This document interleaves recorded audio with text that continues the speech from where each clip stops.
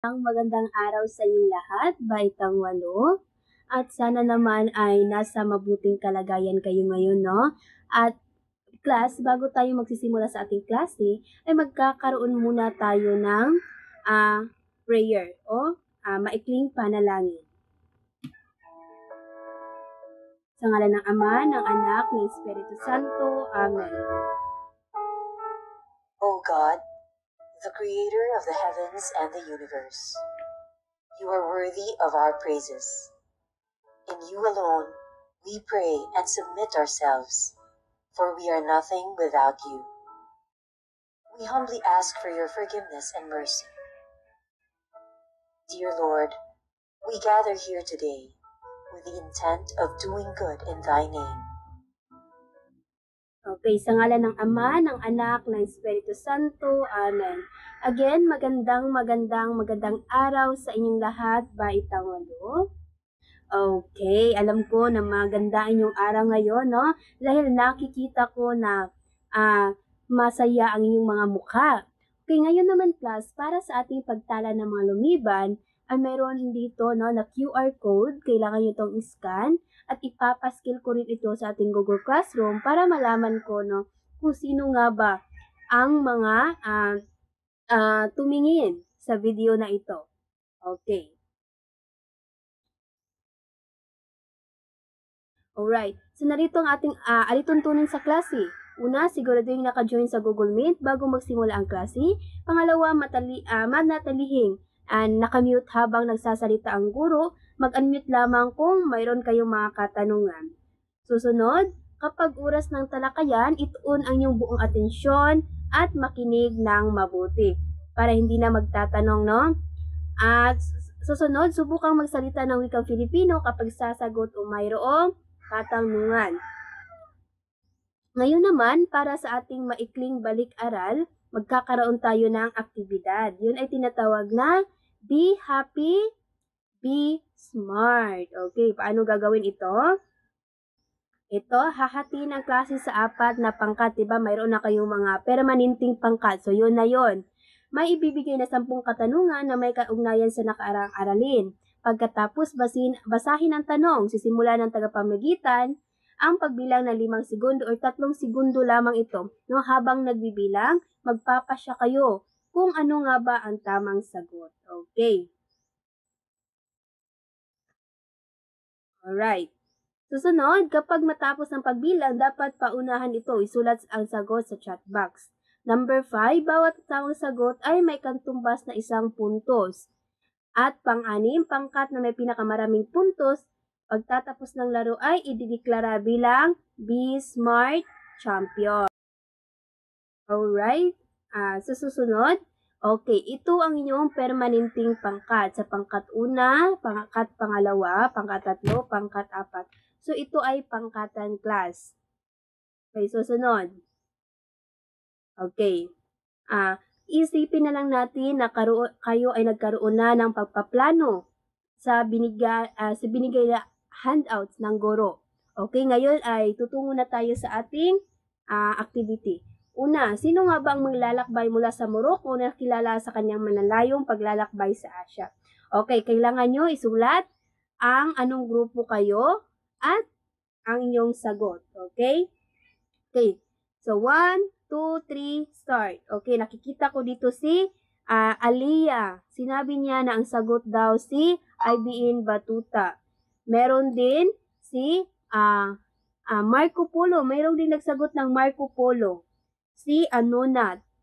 Okay? Ano kaya ang tamang sagot? Tingnan natin. Okay, si IBN Batuta. Susunod. Ano ang pangunahing layunin ng ekspedisyon ni Zinghi?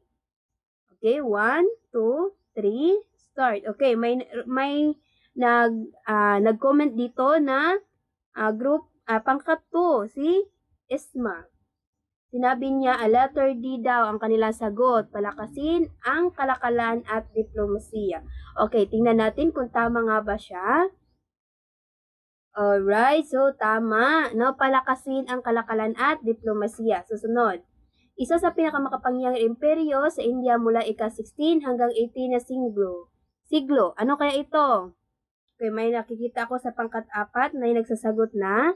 Meron din sa pangkat-3 at pangkat-2. So, ang sagot ninyo ay ang Mughal Empire. Okay, tingnan natin kung ang mga kasagutan nyo ba ay tama. Yes, tama. Ito ay Mughal Empire. Susunod, pang-4. Anong pangunahing pulisiya ni Akbar the Great? Ano nga ba? 1, 2, 3. Tingnan natin ang inyong mga kasagutan. Okay, yun ay religious tolerance. Okay, tama ang inyong mga sagot. Susunod, number 5. Anong tawag sa patakaran ng pagsasara ng Japan noong 1639? Ito by Daimyo, Meiji, Sakoku, Shinto. Okay, may nakikita ako sa pangkat-3, si Lawas, Daniela. Sinabi niya dito na ito daw ay Sakoku, letter C. Tingnan natin. Okay, tama. Yun ay Sakoku. Okay. Marami talagang nakakatamang sagot sa inyo, no? Talagang nakikinig kayo sa diskusyon ni Teacher Amyor Fina. Okay, para naman sa ating test 2, ito ay identification. So, wala nang multiple choice.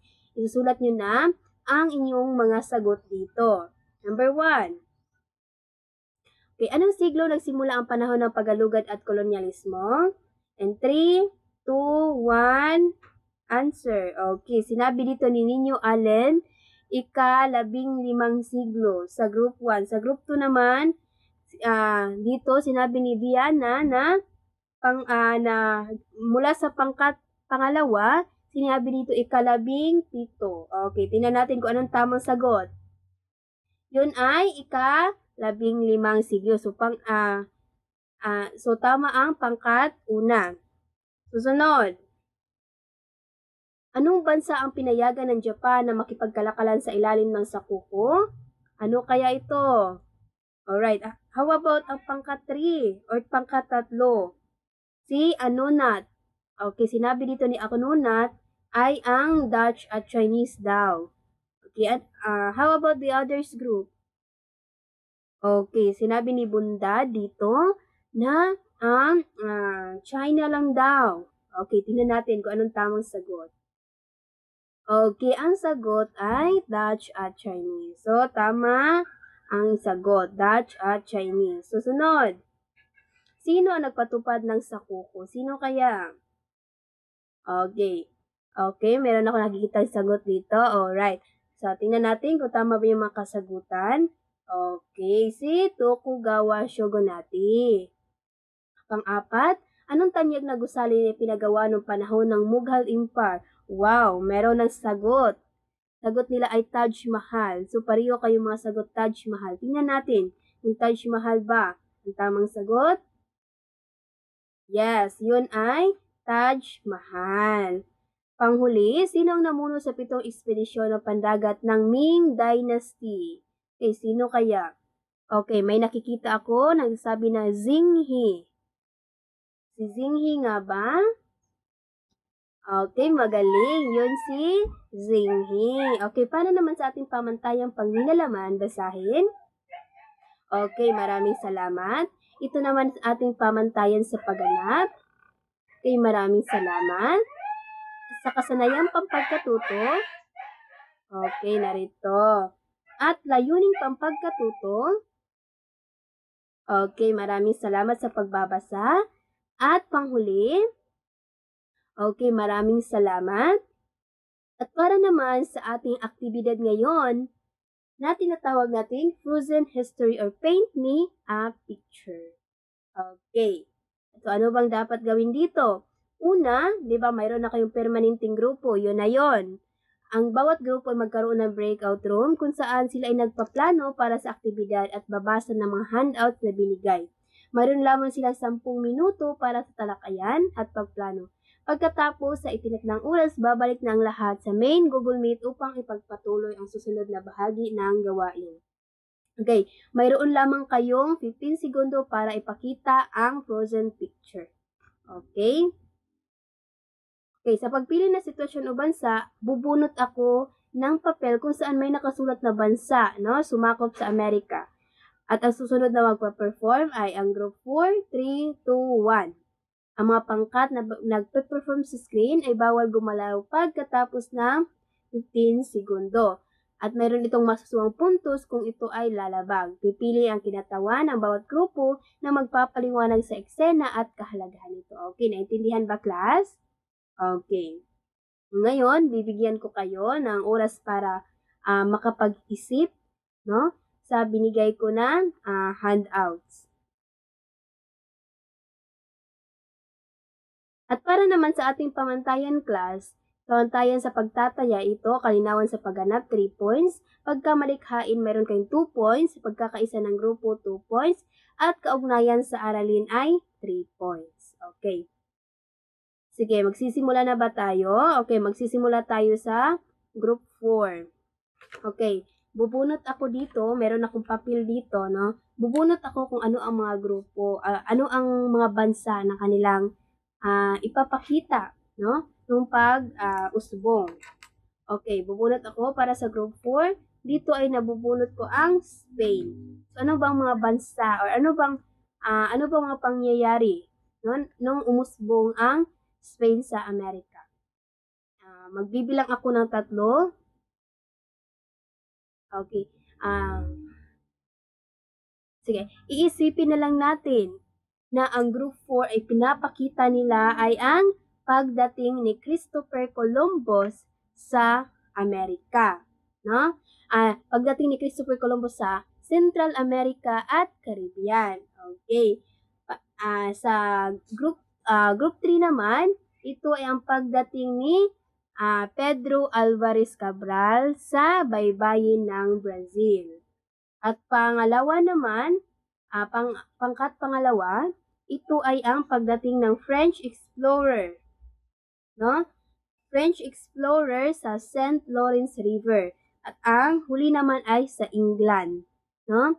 Sa England, dito ay binigyan ni Haring James ng pahintulot ang mga British na magpatayo ng kalakalan sa North America. Okay. Sige. Okay, maraming salamat sa inyong partisipasyon.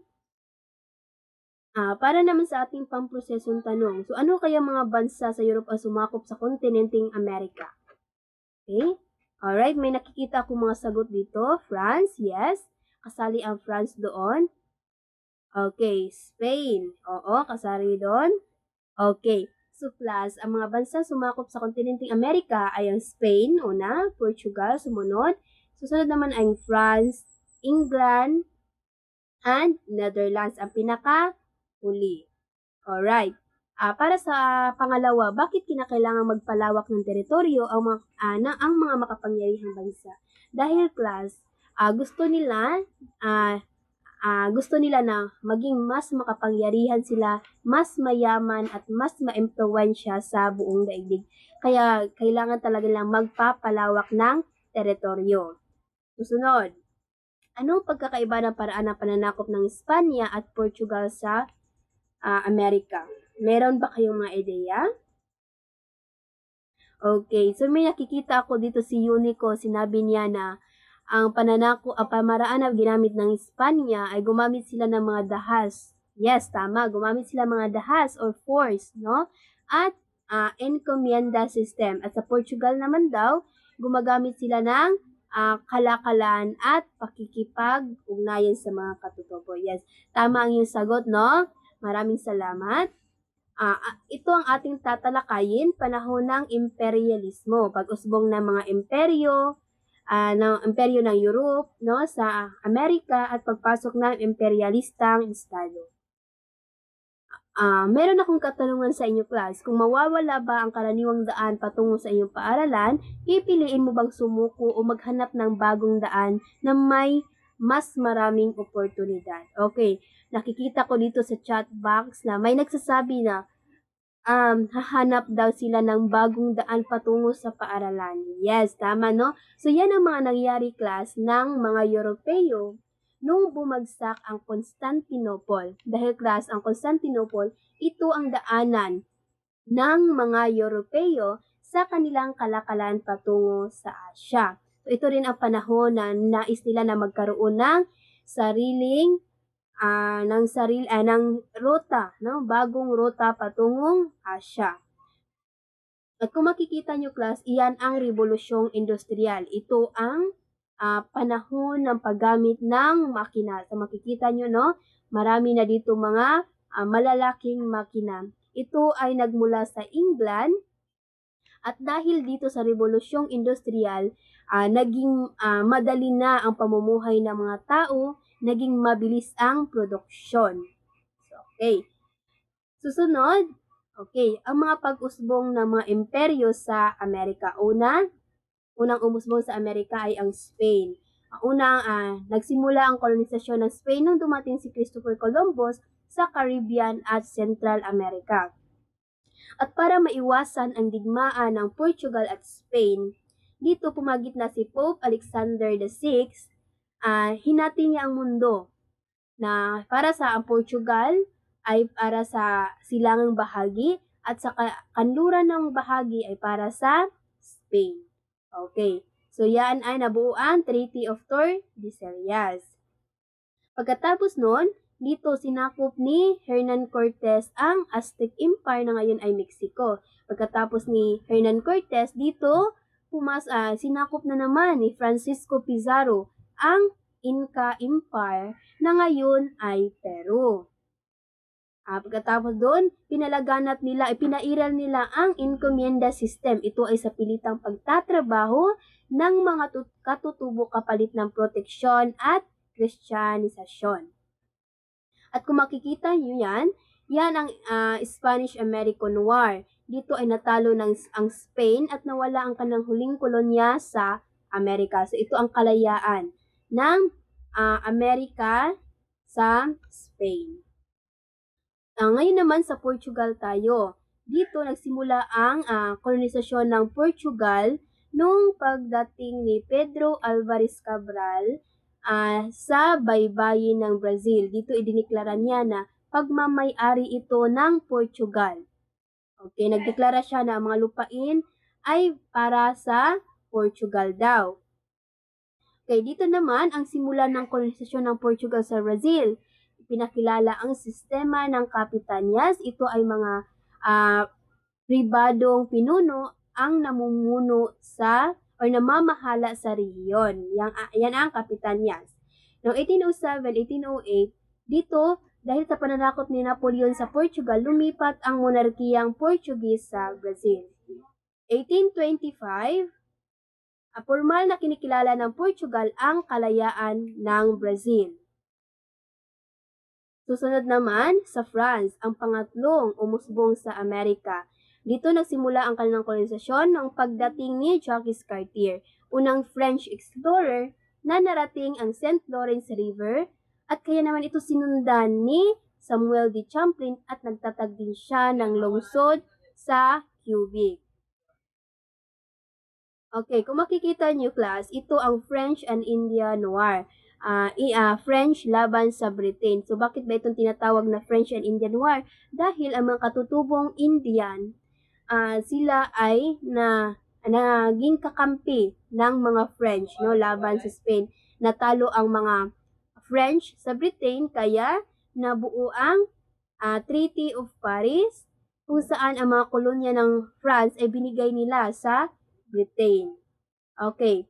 Pag sinasabi nating New France, ito ang tumutukoy sa lupaing nasakop ng France sa North America. Ngayon naman, ang pang-apat na Europeo ay ang England. Ito ay noong 1607, itinatag ang Jamestown, Virginia, unang permanenteng kolonya ng England sa North America. Kaya dahil dito, sinakop din ng mga England ang mga katabing lugar. Kaya tinatawag itong original na 13 colonies. So makikita nyo, ito ang mga 13 kolonya ng mga England. Ngayon naman ay sa imperialismo ng Netherlands sa Amerika. Ito ang huli, no? Huling imperyo or huling bansang Europe na umusbong sa Amerika. At sinundan nila ang mga Dutch at sinundan ng Dutch ang British at France sa pagtatag ng kolonya sa Amerika. Kung makikita nyo, yun ang lalaki na yan si Henry Hudson. No? Pagdating ni Henry Hudson doon sa Amerika, natuklasan niya ang 300 ng tubig na pinapangalan ng Hudson Bay, Hudson River, and Hudson Strait. Ngayon naman sa imperialismo ng Netherlands sa East Indies. Dito, noong 1602, itinatag ng Netherlands ang Dutch East India Company upang kontrolin ang kalakalan at lupain ng Timog Silangang Asya. So, bakit ba tinatawag atong East Indies? Tinatawag atong East Indies na mga Europeo ang mga bansang nasa Timog Silangang Asya. Yun ay mga East Indies. At ang culture system ng Indonesia or cultivation, ipinatupad ito ng mga Dutch sa ilalim ni Johannes van den Bosch, Gobernador General ng Dutch East Indies. At paano ba ito gumana ang culture system? Una, magbigay sila, ang mga magsaka ay magbigay ng 20% sa kanilang lupa. Pangalawa, kung wala silang lupa, kailangan lang magtrabaho ng 66 araw bilang buwis. Pangatlo, kahit malugi o masira ang ani, ang magsasaka pa rin ang may pananagutan. So, yan ang culture system. So, ang mga pangyayaring iyon, class, gaya ng culture system, iyon ay taliwas sa SDG 16 na Peace, Justice, and Strong Institution. Dahil makikita natin na ang grabing paghihirap ng mga mamamayan, hindi pantay na pagtrato at gutom. Okay? At para naman sa imperialismo ng Britain sa India, dito itinatag ng British, ang British East India Company, upang magtayo sila ng himpilang pangkalakalan sa iba't ibang bahagi ng Asya. Kung makikita nyo, yan ang labanan sa Plassey. At kung yung nasa gilid, yan ang mga kartutso ng mga sepoy. Ano bang ibig sabihin ng sepoy? Sila ang mga sundalong Indian na naglingkod sa ilalim ng hukbo ng British East India Company.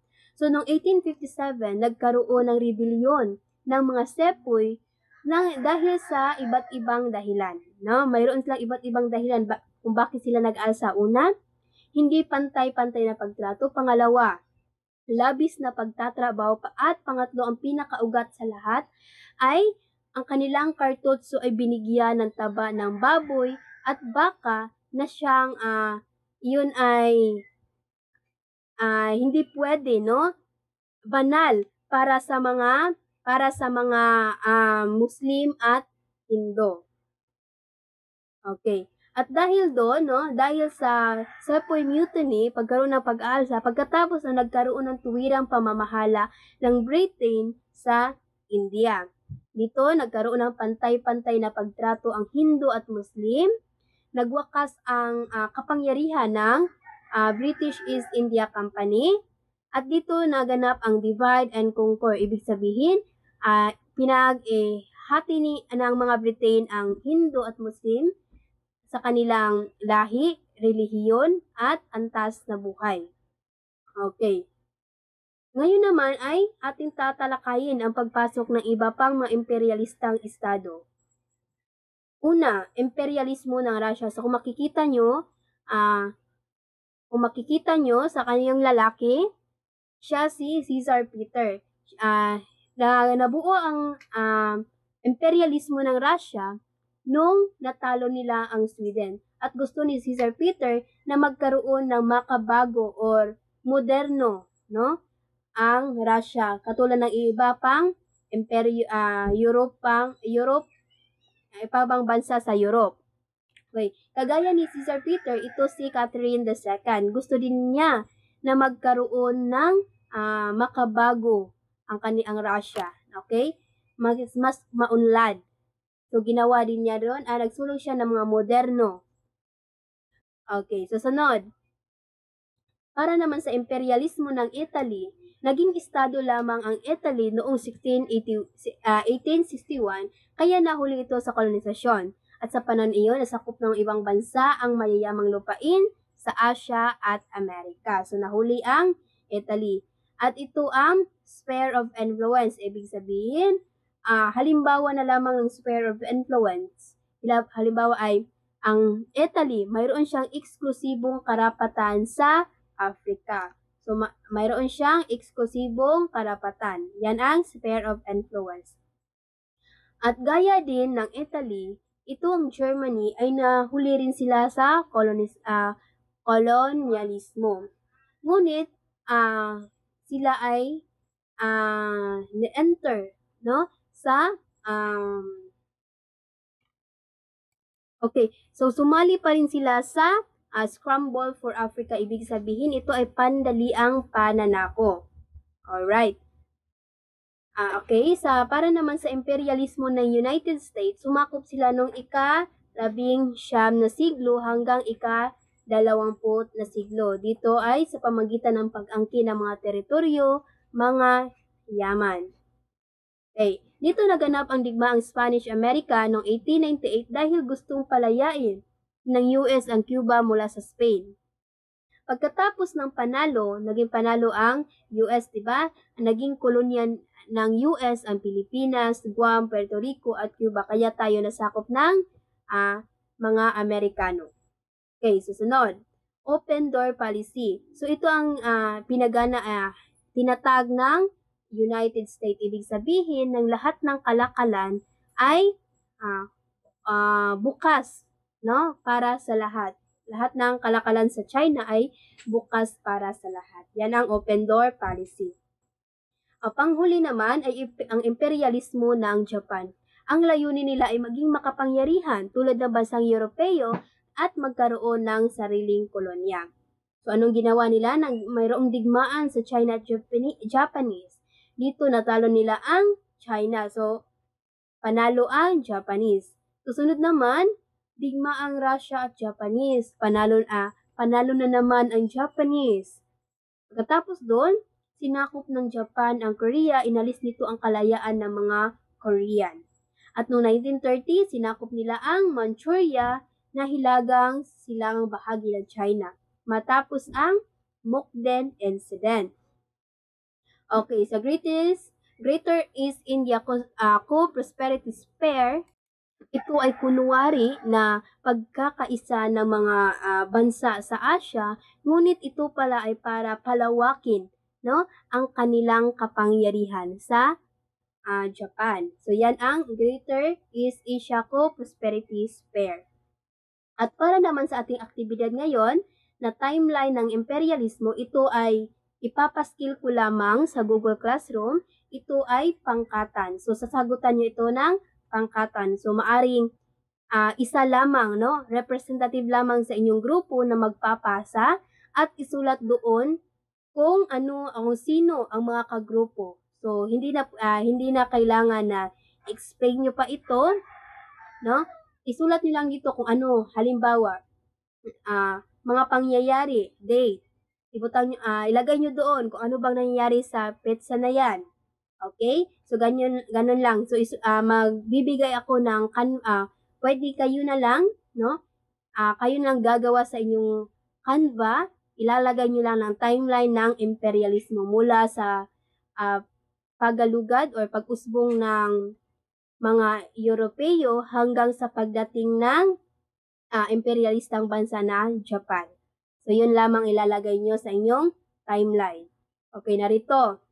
Hatiin ang klase sa 4 na grupo. So, mayroon na kayong permanenteng grupo. Bawat grupo, isa lamang ang magsusumiti doon sa Google Classroom. At siguraduhin na sa inyong timeline or sa inyong Canva, meron doon na mga grupo. Siguraduhin nga, lahat doon nakalista, no? Para mabibigyan ko ng grado. Susunod ay gagawa kayo ng visual timeline nagpapakita ng pangunahing manlalayag. Again, so ano ilalagay nyo doon ay ang pangunahing manlalayag, mga taon ng pagalugad, at mga pangyayari. Magdagdag na rin ng maikling paglalarawan sa bawat pangyayari. Okay, yung ipapakita at ipapaliwanag, wala na. Huwag nyo na lang ipapaliwanag. Okay, isulat nyo na lang. Susunod. Ito ang pamantayan sa pagtataya. Ang nilalaman at katumpakan, 20 points. Kaayusan at organisasyon, 10 points. At para sa pagkamalikhain, 5 points. At oral presentation, 15 points. Okay, narito ang mga pangkat. Again, ipapaskill ko lang ito sa Google Classroom. Okay, mga pagpapahalaga. Dito may kapayapaan at katarungan. paggalang sa kultura at karapatan ng iba, pagpapahalaga sa kahalayaan at nasyonalismo at panghuli, pagpapahalaga sa makatarungang pamamahala at pananagutan. Okay, para sa inyong pagsusulit class, ipapaskill ko rin ito sa Google Classroom. Okay, siguraduhin na makapagsumiti kayo sa bago ang deadline. Okay, ibibigay ko lang ito sa Google Classroom, ipapaskill ko lang. Okay, para sa advanced reading materials preparation, sa susunod na aralin or pagkikita, inaasahan na sumailalim kayo ng isang summative test at scaffold performance task. Kaya mahalaga rin na unawain ang bawat bahagi ng paksa at magsanay sa mga kaugnay na gawain. So, kailangan nyo talagang mag-aral sa nakaraang aralin dahil magkakaroon kayo ng summative test. Okay. Susunod. Bago tayo aalis dito sa ating Google Meet, ay mayroon ako ibibigay sa inyo na quote na tulad ng mga manlalayag ng nakaraan, huwag matakot tuklasin ang hindi mo pa alam dahil bawat bagong kaalaman at karanasan ay ruta patungo sa sariling tagumpay. Maraming salamat.